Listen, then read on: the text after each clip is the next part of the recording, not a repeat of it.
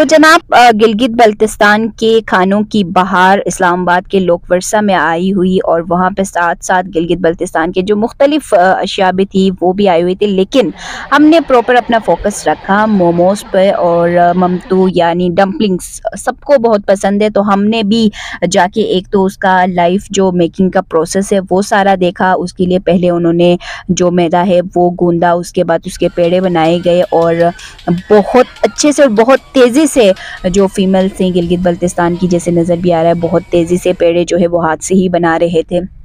उसके बाद थोड़े से बेलन का भी उन्होंने इस्तेमाल किया, क्योंकि जो मोमोज के लिए या ममतों के लिए जो पेड़ा होता है उसको बहुत पतला, बहुत ही ज़्यादा पतले उसको रखना होता है, तो उन्होंने थोड़े से बेलन का भी इस्तेमाल किया और उसको पतला जो है वो रखा। उसके बाद क्योंकि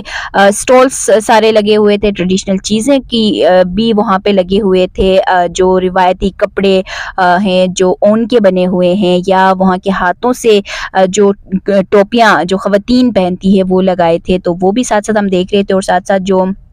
ऑर्गेनिक चीज़ों से जो उन्होंने सूप बनाया था वो भी जाके थोड़ा सा हमने ट्राई किया तब तक, क्योंकि मोमोज जो है वो बन रहे थे, उनको शेप जो है वो दे रहे थे। और एक जो फीमेल है वो अगर तो उसके मोमोज की जो शेप है वो दे रही थी, तो दूसरे उसमें जो उसके अंदर जो मिक्सचर डालते हैं उसमें गोश्त है या जो भी आप ऐड करना चाहते हैं वो भी ऐड कर सकते हैं। लेकिन ये जो था ये मोमोज में ये सिर्फ जो सब्जियां और चिकन जो था वो उन्होंने ऐड किया था, पेड़े उन्होंने बनाए वो उसके अंदर रखा और सिंपली उसको चारों जो कोने थे वहाँ से उसको उन्होंने अटैच किया और बिल्कुल छोटा सा उसका वो शेप था वो उसने उसको दिया। और इस तरह से मोमोज को शेप देने के बाद अब बारी आती है उनको स्टीम करने की, क्योंकि जो डम्पलिंग्स है वो स्टीम से ही बनती हैं और तकरीबन ज़्यादा ही रखी जाती हैं। एक स्टीम में दर्जन से ज़्यादा जो वो मोमोज हैं वो तैयार हो जाते हैं। और अब बारी आई थी हमारी प्लेट की, जो हमने ऑर्डर दिया था वो फिर तैयार हो भी चुके थे। और साथ साथ जो हाफ़ दर्जन था, हमने हाफ़ दर्जन का ऑर्डर दिया था और वो उन्होंने फिर हमारी प्लेट बनाई, बहुत खूबसूरती से वो प्लेट भी उन्होंने तैयार किया। और ऑप्शन यही दिया हमें कि वो जितने भी सॉसेस हैं या चटनी वगैरह उसके साथ हैं वो हमने खुद ऐड करना था।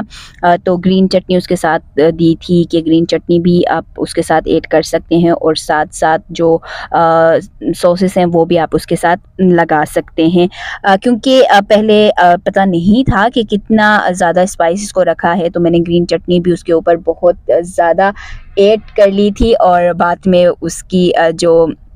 स्पाइस है वो बहुत ही ज़्यादा हो चुकी थी। लेकिन खाने से पहले ही प्लेट जब तैयार हुआ तो दिल कर रहा था कि हाफ़ दर्जन दे के वैसे ही गलत कर लिया।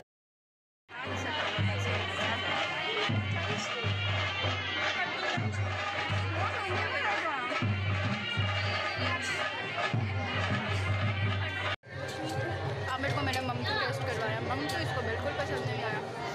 और आधे दर्जन मम्मी को मैं खुद खा रही हूँ। एक तो मैंने ग्रीन चटनी बहुत ऐड कर ली थी जिसकी वजह से स्पाइसी वो बहुत ज़्यादा हो गए थे, लेकिन जो टेस्ट था वो बहुत ही अच्छा था। और मेरे साथ जो थे उन्होंने खाया भी नहीं, तो मैंने ही पूरे जो मैंने ऑर्डर दिया था हाफ़ दर्जन का वो पूरा ही मैं ख़ुद खा गई और बहुत मज़े लेकर मैंने खाया। और सबीना आई, फिर उसने सेल्फी पहले ली, फिर उसने सोचा कि चलो क्यों ना ट्राई की जाए मोमोज़।